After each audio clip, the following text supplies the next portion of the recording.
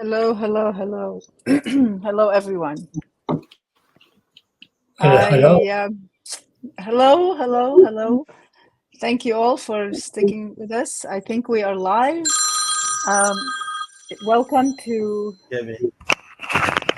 our day 2. I'm sorry, my phone is ringing on my laptop. Okay.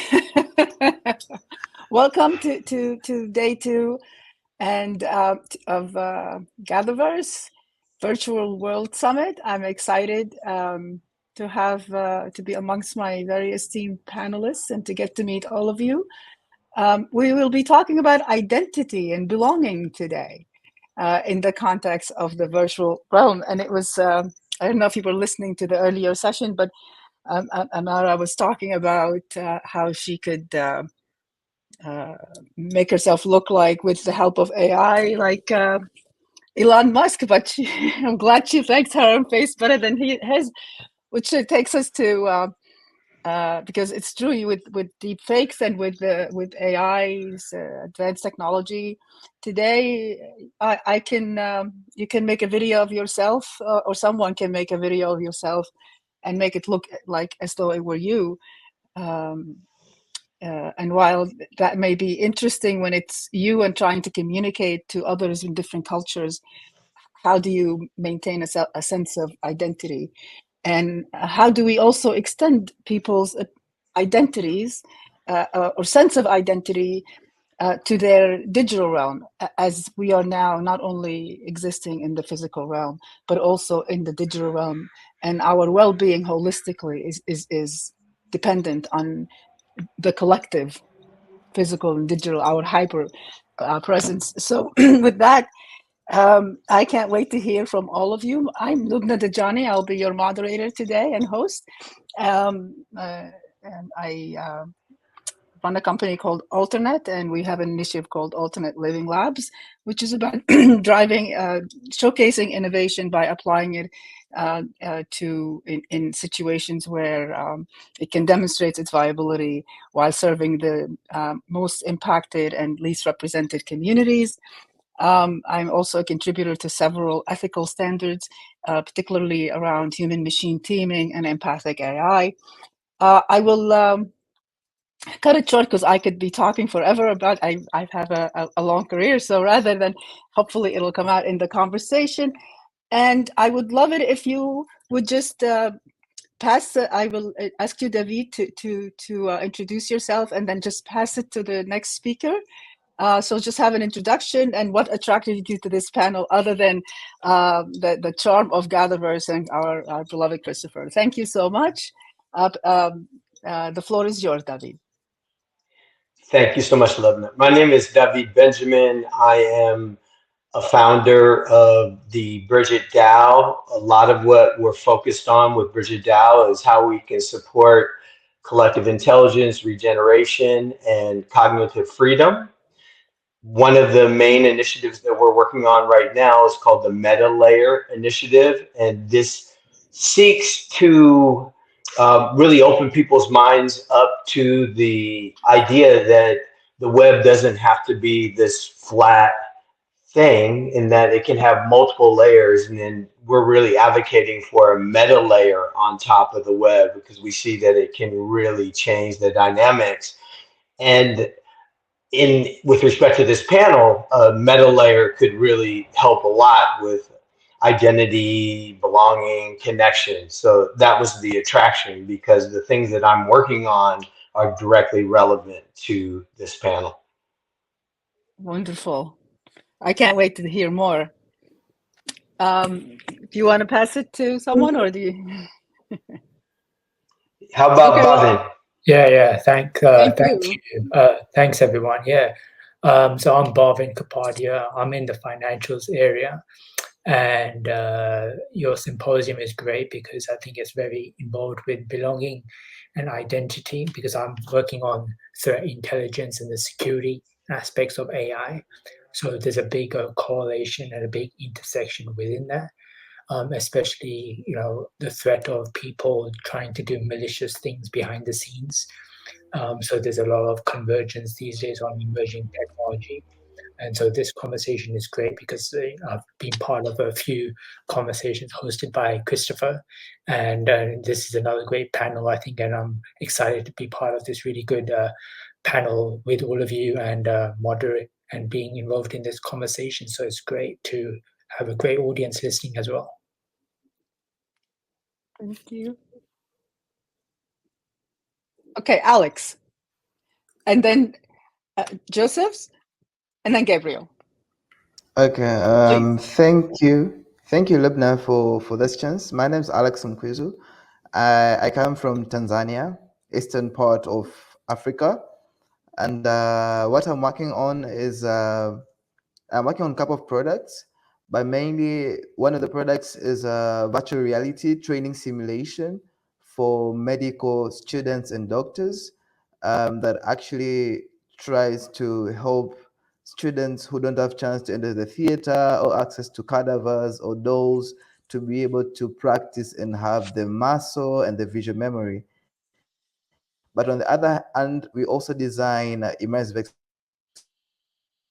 experiences around games, but because we're talking about belonging and identity, not only in the part of security, but the part of like feeling the culture. So like when you look at most games, they're curated in the context of the European or the Chinese world with respect to the creators. So what you're trying to bring in is the curation and the belongingness of the African culture, environment, and lifestyle within the game. So yeah, thank you very much.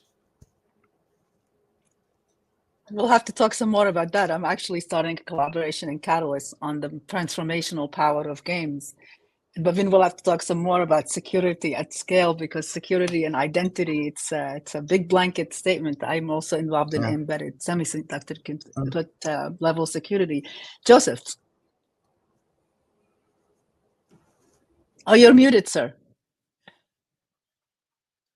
And we need to unmute you. Still no audio. Let's move to Gabriel for now, if you don't mind, and then while we get your audio sorted. Hi everyone, can you hear me? Hello. Yes, please. Hi, great. I'm Gabriel Achu Sikanku, originally from Ghana, West Africa.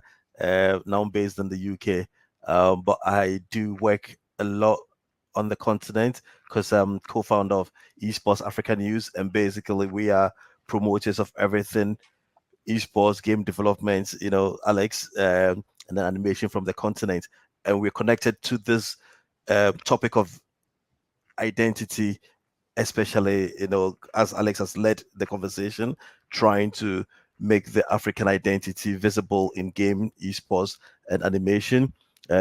Based in the UK, this month of October is Black History Month in the UK, and we have also collaborated with traditional sports and other organizations to promote African identity, Black and ethnic minority identity within the space. So I'm looking forward to have the conversation on security, on health, and everything else that we've got here, and to chime in for identity. Thank you. Let's see if your mic works now. Joseph?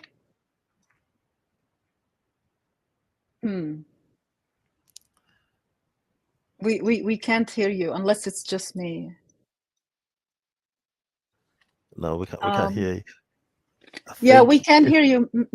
Maybe unplug the team the mic and try plugging it back in, maybe. This is a fantastic one of the beauties of this event is that we're all so live and alive, and it's definitely real. I think maybe we can hear you now. That's it. Okay, so good evening, good morning, good afternoon. Hello. That's it. Hello. Okay, I'm currently based in Dubai, and I'm in the educational technology. I work as an exam invigilator in the oil and gas sector, and because the technology has advanced in the virtual reality, my company has been experimenting on how to improve trainings and doing the exams through the virtual platforms. And I know my contribution in today's meeting will be great. Thank you very much. So it's in education and exams, taking it. So you remotely testing for your online testing and that sort of thing. Yes, we do online training and exam testing, and also on site. And because of the virtual realities, we have been doing some experiments on how to do the exams through the virtual platforms. So it's fascinating, because in all of the scenarios we spoke about, it's how do you attest your identity, and how do you retain autonomy over your own identity in this realm where we're hyper connected and with AI, and I always say it's not AI by itself, it's AI and its supported stack of, and I say it's cousins and friends of empowering technologies. You know, how do we retain a sense of self? Can technology help us retain a sense, or even rediscover who we are as an individual, considering all the digital noise and all the deep fakes and what have you? I'm curious whether whether I know my daughters, and particularly my eldest is quite the gamer, and her handle, I think the gamers call it, your handle is, yeah. She called it her brand, and it's very, very important to them, to the gamers. So how do we, taking it to security and gaming and and in health, you know, can you imagine all the personal data in health? How do you find in today's virtual world and in your work, how do you find this challenge of delivering services yet maintaining privacy, preserving technologies, while in the sea of deep fakes and all these technologies that are bombarding us? Who wants to take a stab at that first? Please do. Okay. From experience as a exam invigilator, as a trainer. Okay, the first point I normally do, or my organization normally does, is to train the students, to inform the students of how the technology works, how the online platform works, and how they can fill the details. And also, we normally assure the students that their data is secure. Example, they normally upload their passports, national passports or driving licenses, because most of our students are spread out throughout the world. Even if we are in the Middle East, some of the students are in US, UK. And as a trainer, as an exam invigilator, first is informing the students, training them on how the platform works, and also having checks and balances in the back end as an organization, having frequently, weekly or monthly quality control.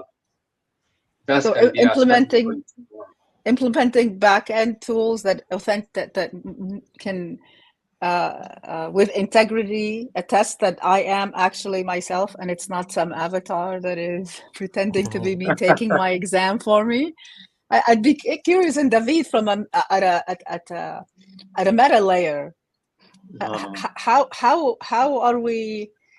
Can bring us up to date on. I can talk a bit more about what we're doing in terms of ethics and how I hope we can drive human rights, but and privacy is the most fundamental human right. Anything? Can you shed some light, please? Yeah. So first of all, I'll say that today's web is horrible on privacy, obviously, and it's also horrible on our data, because our data is basically being consumed, extracted by these large tech giants, and we don't even have our data. We don't even have Exactly. what they have, and it's basically a situation that's intractable at this point. Yeah, we could create another silo, a new platform or something where in fact your data is your data. And I know there are some places where that does exist, but it's just another silo. So the whole notion of the meta layer is that it's, if we actually have an additional layer on top of the web, it can enable many different things that aren't really possible across the web right now. And one of those is data sovereignty. I think we need to start having a really energetic conversation about data sovereignty, where people are saying, I need my data and I want to control my data, and no one else can actually use my data unless I get explicit permission for that. And I think what that means is we're going to need to basically be able to cryptographically store our data in our own personal vault. And then if someone wants to, someone meaning some kind of platform or AI wants access to that, then we have to explicitly give permission by signing with our private key. So that's one thing. And I'll also say we need strong authentication, probably strong decentralized federated authentication. This is possible within a meta layer. Has not been built yet, but this would allow us to distinguish between a real person and a bot. And I think that that's really important as well. Yes, Pavan, do you want to comment on that, considering your security extensive background? Yeah, I think no, what David mentioned is quite accurate, because the security aspects is big, especially these days when a lot of growth is based on using certain models and certain trying to improve efficiency, at least on the corporate side of things. And we're seeing a lot of Silicon Valley firms in the US and globally trying to advertise and promote their new tools and new systems about how AI can make the world better. But I think at the back end, other things which are maybe not as attractive to view and to discuss is the security aspects of it. And that's also surging these days. It might not get all the publicity in the news in terms of the new security tools out there, the new methodologies, and how security can actually be really utilized in a way that's actually beneficial to society as well.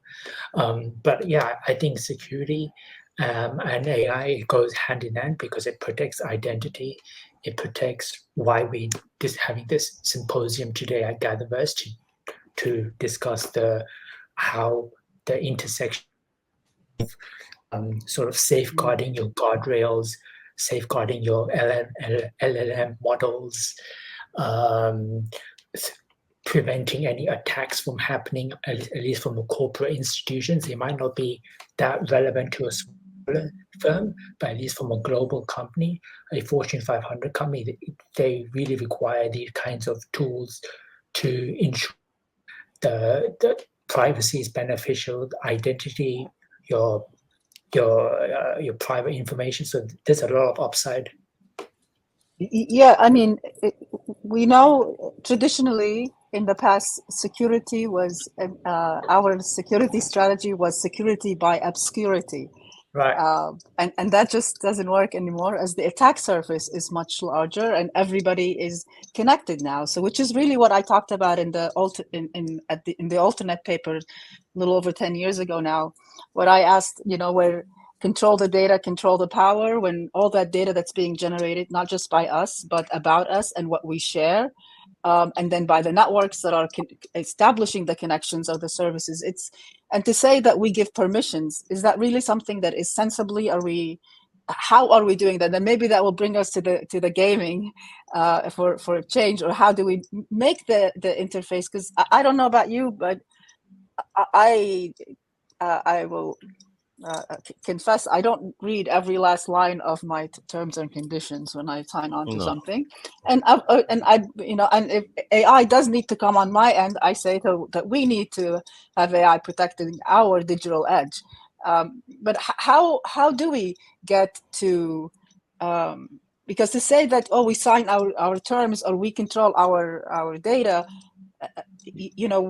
we're in the industry and we struggle with it, right? We're in this industry and we struggle with having the same kind of, but how do you find, or do you find that maybe the challenge is not in the technology, but maybe in the policies, in the procedures, in where do we set our where we place emphasis, what we value most? Sure. How do you explain to my mother, for example, who's a big time, she's a digital native practically, the way she spends her time on it, that she's giving away so much, or what's real and what's not? But I'm going to ask you to, Alex, maybe you can tell me, because I know games also require a lot of, there's a lot of pride in the gamers of their thing. And how are we implementing this to say security, or to secure identity? And do you find the digital realm providing a means for us to shift mindsets, or to get people to better understand what it means to say your data is the new gold or the new oil, or whatever you want to value it at? And then Gabriel, after that, tell us maybe how can we use media and be it in sports or in gaming or what have you, to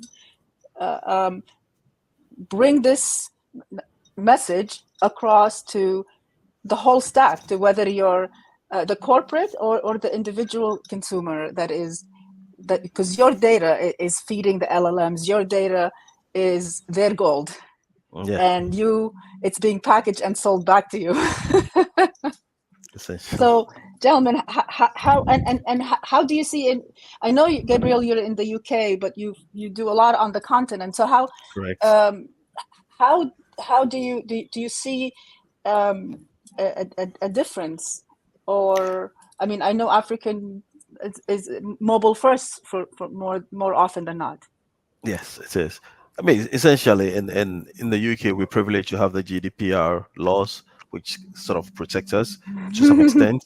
In my opinion, in that regard, we need to sensitize the individuals, the citizens, to be interested in governance, because it starts from that understanding of what they do out there in Westminster.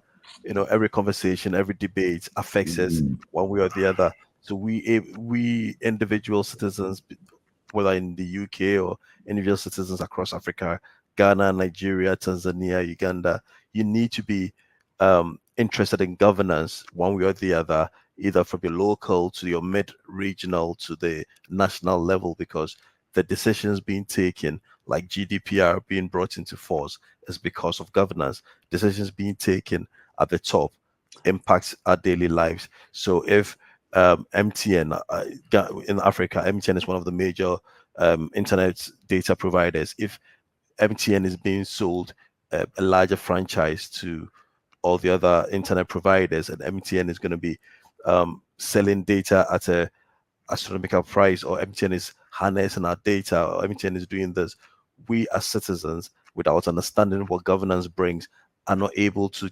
challenge how these franchises or these consults are given to these LLMs, and that becomes the problem. Long before we have David and having given us all the security, we as citizens need to understand the basics of what our identity is, and how we can influence through voting, through speaking in town halls, or through online or physical what do you call it, physical challenging the governments and stuff like that. If not, we will just be handed down policies, will be handed down decisions, even in the law, in the law courts, we are the same individuals who go to court to go through all these decisions. And the UK, obviously, case law. My background is also construction law. So I do a lot of dispute resolution in construction. And most of the case laws we rely on are based on events that happen.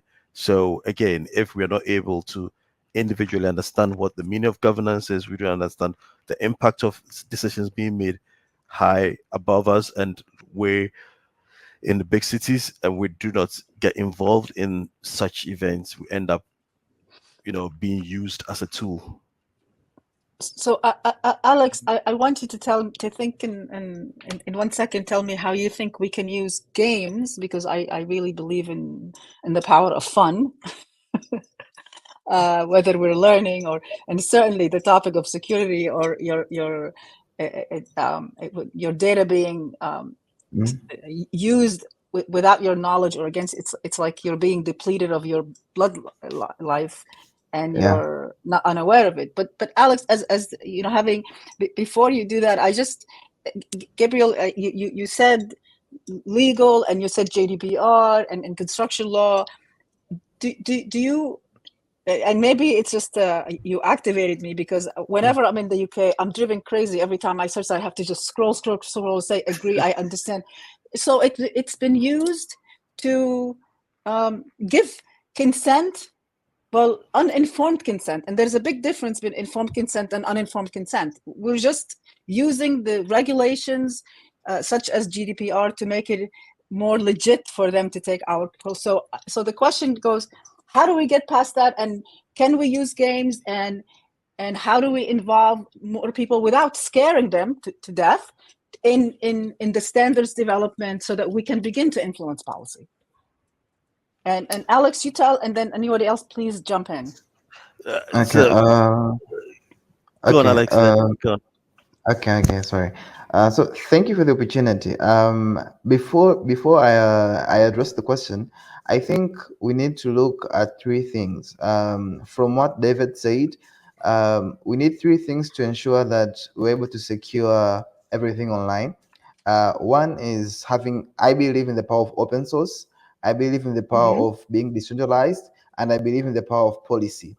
So I think if we build open source technology that is decentralized, that anyone can monitor and scrutinize, it's going to be easier for us to track, because we are way interconnected for us to say that I am going to have my personal data, right? And sometimes you'll need access to particular applications or resources, and you'll be forced to give that data away because you don't have an option.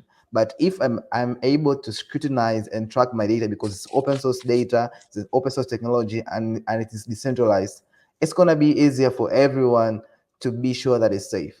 Now, when you come into gaming, there is an aspect of education. And through gaming, I believe we can, one, help people to think in ways that they haven't thought before. If we champion around open source technologies, working as a community, and what exactly does it mean being online and distributing your data. So I think there is a part that we can address in terms of education and simulating different kind of scenarios that can happen when you are surfing online, and what exactly should you pay keen to, right, when you're navigating. So let's say, what does it mean accepting cookies? What does it mean when you say yes to particular terms and requirements? But furthermore, when you look at the long list of policies, terms, and agreements, I think now we have, with the power of AI, we have a chance that instead of us like being worried that we can't read everything, we can design AI algorithms that can actually detect if there is something within the terms and agreements that is actually very detrimental to your safety, right? So I don't have to read everything. I can have an AI to be able to like detect that particular thing without me having that time, right? So I think we need to think now in ways that we take back our power with resources and technologies that are being put on stage right now. So some companies used to take advantage of having like a pages and pages of terms and agreement. But with artificial intelligence, we can read through all of that and say, okay, clause this, and this is not really fair to the users. So that is my approach and that is my thinking. And I think gaming has power around education and helping people come up with new ideas on how best they can facilitate security and maintaining their identity through the virtual world. Yeah, thank you. Any of you wanted to comment? Because I'm thinking after this session is over, we should all get together and start designing that workshop where we're going to bring the elements of security, the decentralized and distributed. No, I totally agree with Alex, because the education, I've seen great increase in education, different forms of education in Africa use a game. They call it gamification, and it's one of the ways that Africa is going to leapfrog from in this digital world, because it's got the population, the fastest growing population in the world. It's got the numbers, the youthful numbers, and we are more mobile than any part of the world. So, gamification and mobile technology is going to cause Africa to leapfrog in this instance. And learning about it is going to help, secure the future as well. Mm. And what's our Achilles heel, you think, in all that? Achilles heel is definitely going to be the major corporations, because of how the laws work on the continent. They're not as structured and follow through. I mean, with my experience in England and compared to Africa, where England, you can follow through the law and it's got a structure that you will be able to rely on. I mean, there are lapses in the system. Every system has got its lapses. But however, in Africa, you just simply struggle. The basic security of law, you cannot trust it. So where do you go with any mishap? You've got nothing to rely on. Yeah, and I think also, like we were talking earlier about governance, that's yet to be properly developed. So governance is not really, there's no foundation on that at the moment.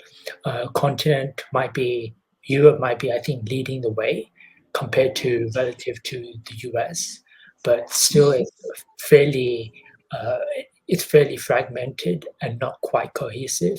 And so there's a lack of strategic unity about corporations in particular, about how to move forward and what is the right practice and what is the consensus.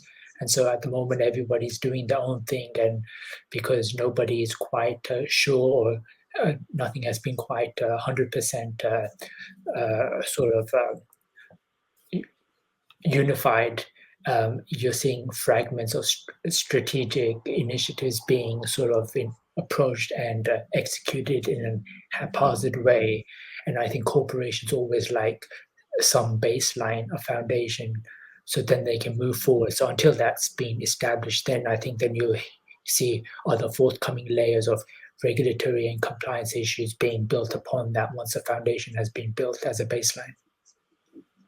Yeah, and I'll build on that and say I totally agree with what Gabriel and Bhavin just said about those types of barriers. I also will say that an Achilles heel for us is if we continue to think that we can solve our problems on this layer of the web by just creating one more silo, even if that silo is beautiful and open source and everything, it's still just going to be one little silo. So I do think what Bhavin is talking about in terms of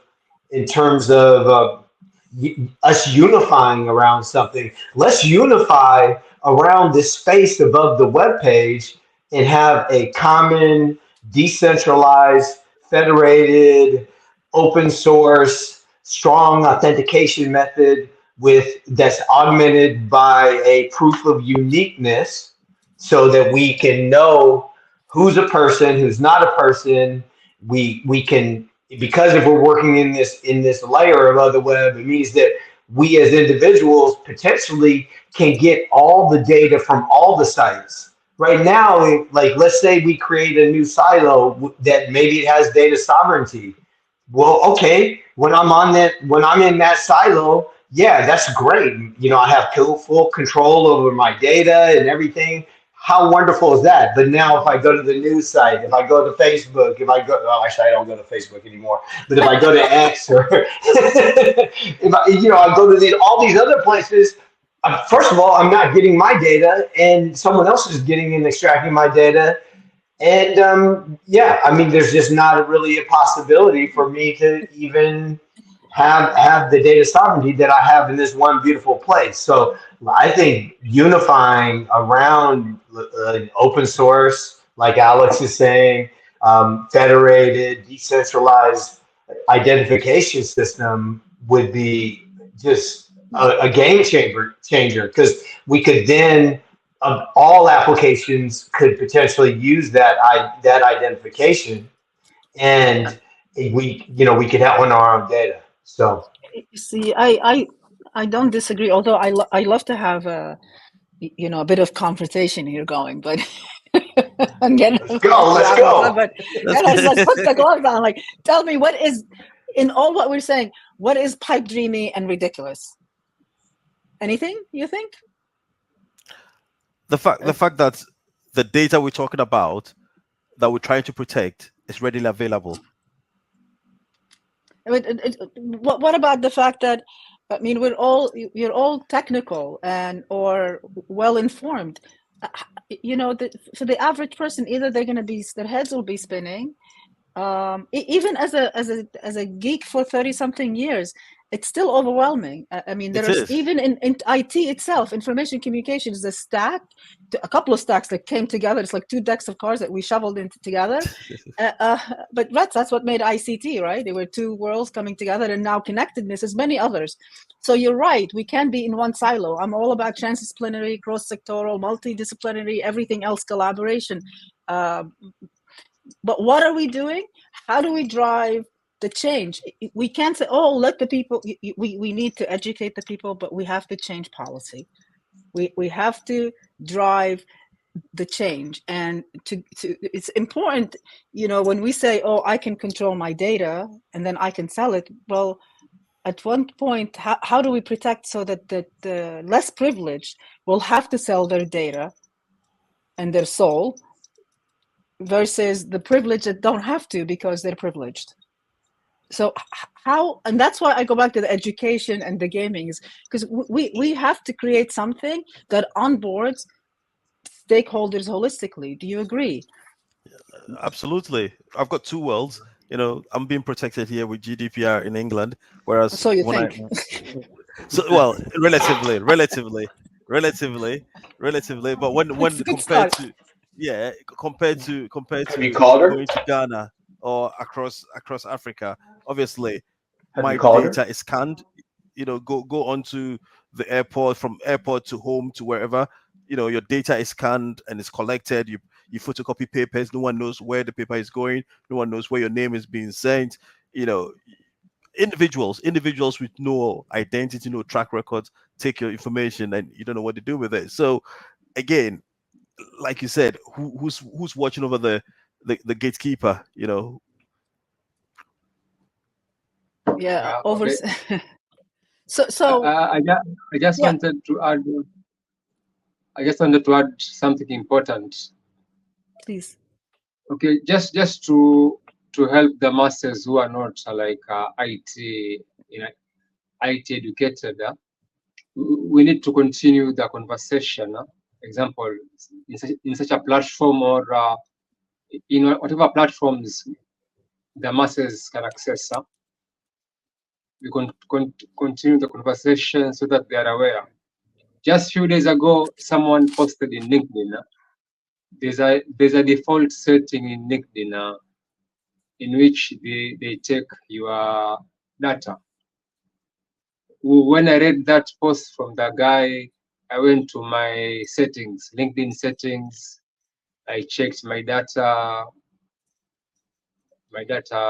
settings. I realized by default, LinkedIn was getting my data. Maybe even us in this platform today, after the meeting or during this meeting, you can check your LinkedIn security settings. you'll be surprised the settings for that collection is on. And I was wondering, LinkedIn being a professional platform with well-educated guys, and Well, most people that's don't. what's upsetting, right? I mean, is the GDPR and all these companies that are complying, whether it's these laws or the other laws, we're not driving them. We're still okay with the default setting being take everything. Yeah. And just imagine for us who are educated, the default setting is there and most people are not aware. What about those who are not well versed in ICT or security? They won't understand anything. They'll just be downloading applications and such. They may be using virtual reality gadgets and such, and the big companies will be making money. Of Yeah, which wearing the headbands and subliminal messages are going or reading, but so, and this is not just ICT, because you also need to be somewhat well versed in you need to be literate sufficiently to even begin to read the terms and conditions. You really need a lawyer to find a lawyer that can translate for you. So, but David or Bhavin, anything you think can we? Are there any developments that are in your spaces where taking us past this veneer of we have now laws to actually translating that into the down all the way to the silicon or whatever the hardware where physical meets digital, where we can begin to, because we need to shift mindsets and then shift direct the technology, especially when we start talking about AI and ethics and what have you in the development. What are we doing, or what do we want to demand that happens? Because we can't just talk about it anymore. We have to do. Yeah, and I think the change isn't necessarily going to be all policy. I mean, policy has its place, certainly, but as you're speaking is really bringing it down to the code. And we have this opportunity now to work on a meta environment above the web. It's not like a pipe dream anymore. One of the fathers of the internet is actually supportive of this notion.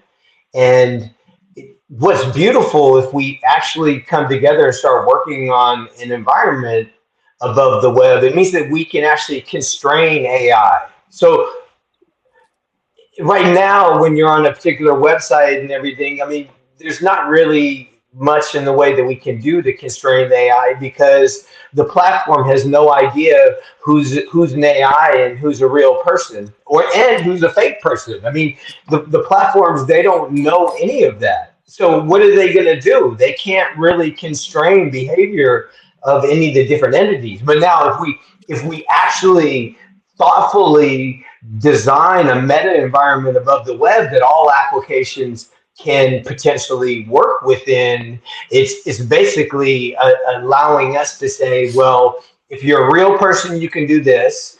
If you're a partially authenticated person, we're not sure if you're actually unique, then you can do some things, but you can't contribute to virality. You can't contribute to boosting reputation, for example. And if you're a bot, because you weren't able to authenticate as a person and prove that you're a person, we know that you're an AI. Well, there's some things that you can't do. We're setting up the environment using cryptography to limit your activities. Like, for example, you can't just pull someone's data. You also, if you are having conversations with another AI, then those conversations within this environment need to be potentially constrained and not constrained, but need to be recorded. They need to be put into a blockchain, because we need to understand how these AIs are communicating. But you can't do that unless you're talking about a new environment. And the thing is, this isn't a new idea. It's an old idea. predates the web. This notion of being able to add have an information abstraction about the web. layer of some sort. Yes. So, but Yes. with your security background, Bhavan, so you know, we talk cryptography and what have you, but and I think what we're talking about is actually we need a personal agent to augment human capacity, not even just intelligence, our capacity to process. But how are we? How do you feel about what you heard in terms of this level of authentication? Yeah, I think that's all relevant. It's all great, but I think we're at the point now where everything is at the crossroads. So all those emerging technologies are now being built in one. There's a convergence of blockchain, crypto, AI, machine learning. And there needs to be now a security framework, because previously corporations would build architecture based on just silos of one department doing this and one department being responsible. But actually today, there's all the wave of technology has all come together at the same point, and now they're trying to overlap and consolidate all the security framework in one go. So I think it's making things more operationally efficient, and processes are being streamlined. So overall, corporations are benefiting from this convergence of emerging technologies into one. That's wonderful. I wish we had a lot more time. I'd want to start diving a bit deeper into this, the meta layer. And I wonder sometimes if it's truly, is it above or is it below, or how we see things. You know, I think leadership, for example, needs to sit at the bottom to elevate its people. So, and you think you called it a meta layer, and I think we do need an abstraction layer, a trusted abstraction layer, something to enable trustworthiness. And we do need to simplify, because we can't continue to count on ignorance so that we can exploit the public. But that takes me to what I genuinely believe we have to shift where we place emphasis and how we measure value, how we measure the success of a company. What are we okay with and what we are not okay with? Because if people really realize the extent of, as you started, that they know you more than you know yourself, because they have all of the data points and exceptional processing power to do all kinds of deep analysis if they care to. So we only started to scratch the surface, because I'm and we're at time. So I'd love to hear from each of you. Just in closing, I had to say, if it is the one thing that you would want or can do, or we should do, to turn all of this into a practical reality, in terms of you know, preserving privacy, you know, the whole belonging. I mean, we belong in both spaces now, and yeah, please jump in. Maybe. Yeah. I'll just say quickly, get the lawmakers and the legislators to act upon everything that we've been discussed and everything that's been going on at GatherVerse. So make the lawmakers and legislators globally come up with some great solutions for us to make it reality. Joseph? Yeah, I'll jump in and say that we recently started the Meta Layer initiative. It's been something that's been a long time coming, but it has the support of Vint Cerf, who's one of the fathers of the internet. And the idea here is to build a application substrate. So basically a toolkit that will enable developers to build applications within a meta environment that includes safety, data sovereignty, constraining AI, all that. And if people want to find out about it, you can go to bridgit.io, so it's BRIDGIT.io/meta-layer. And Wonderful. we're doing a call for ideas right now. We want to get other people's ideas and thoughts on it. So I encourage people to check that out. So let's Bridget.io, all by the circle way. back with you after and start contributing. That's Gabriel, great. Now, I was just gonna say Alex, we need to keep engaging. We need to keep engaging with each other and with organizations like David has come about. So the more we talk about it, the more we engage about it, the more we fine tune it. And governance is also important. Get involved in governance. Get involved in policy making, so we can influence how we want to actually receive or manage our data in whichever world we find ourselves, real or virtual. and Alex. Yeah, what I would say, I think we need coordinated efforts across the world. One, because our experiences are different, and the rules that would apply in Europe wouldn't apply in a country like Tanzania or Kenya or Ghana. So I think we need coordinated efforts and the championing of decentralized systems, open source, right policies, and awareness. Because sometimes we give out something because don't know how much valuable it is or what exactly I'm getting myself into. So I think those are the areas that we need to work on to ensure that we put this into reality. And Thank you. Okay, for my case, being in the education technology, okay, what I can say is such conversations should continue, targeting all the age groups, those in high school, in the colleges, in the workplace, even the grandparents. Nowadays, everyone absolutely. has devices, phones, tablets. The gadgets are available for all age groups. Therefore, Yes. trainings, awareness should be at all levels, all age groups, from the communities, even from our own houses, our own All needs houses, to be accessible and reachable. our neighborhoods. Yes. And the more we talk about it, the more people will be informed. Then they can make better decisions about data and such.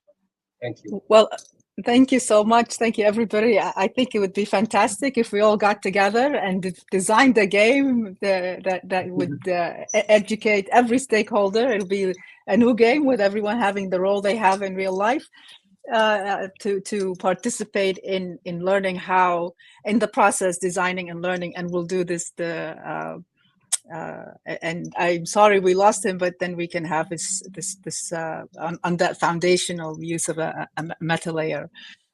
Thank you so much. For me, I also invite you all to explore the alternate and to participate in the coalition of the alternate living labs. It's about bringing all of our parts together and making them hyper local solutions that we're working on for global challenges. Thank you all very much for your time. I'm grateful to have met all of you. Thank you all for attending our session, and many, many blessings. Okay, bye.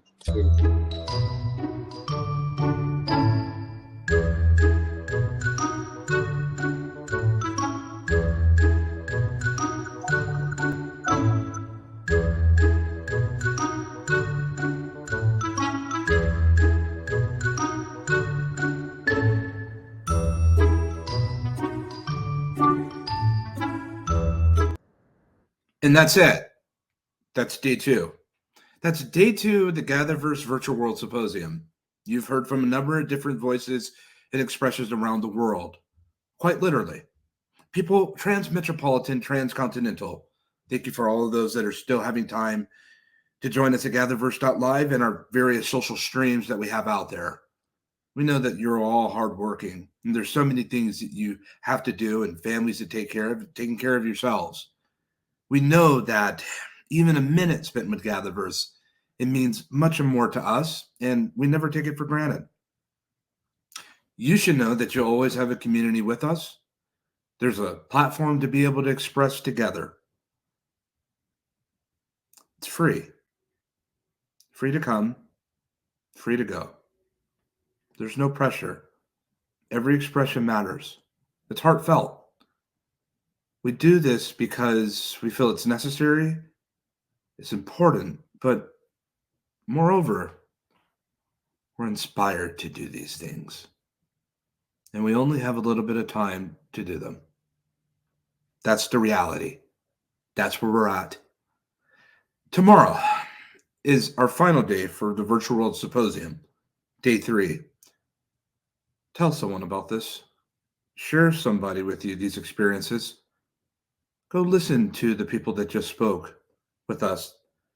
They're not just anyone. They're part of the GatherVerse global community. They're part of you. They're part of me. We share in these expressions.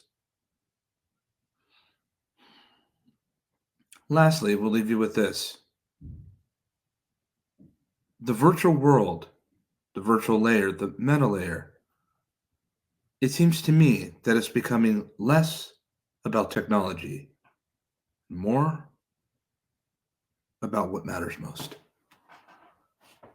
I'll let you figure out the rest of that. Our gather was well, and on tomorrow, we arrive again. Expressions of hearts. May our gather be well.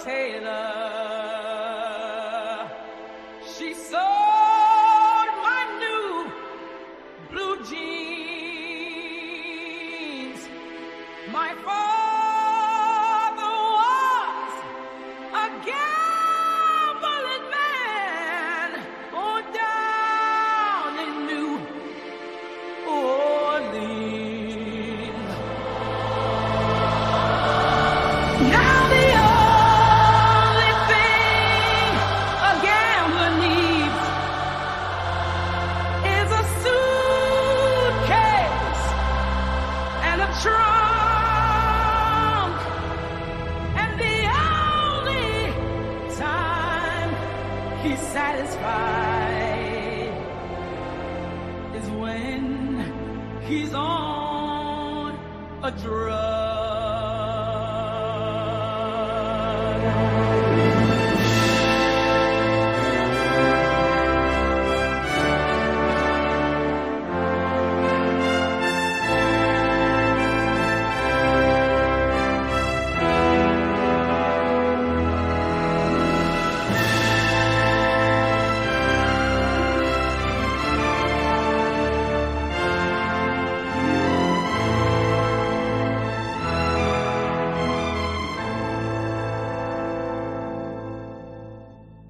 Mothers, tell your children not to do what I have done.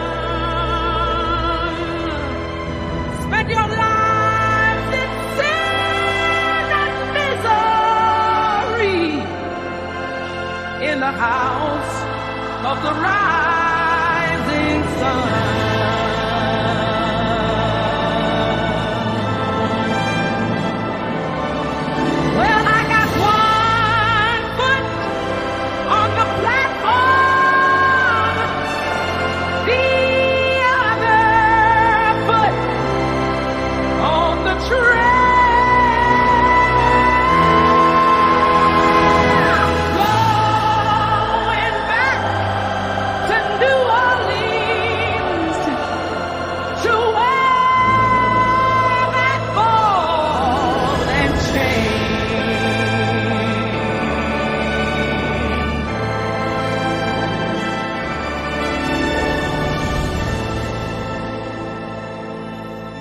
Well, there is a house in New Orleans they call the Rising Sun, and it's been the ruin of many a poor boy. And God, I know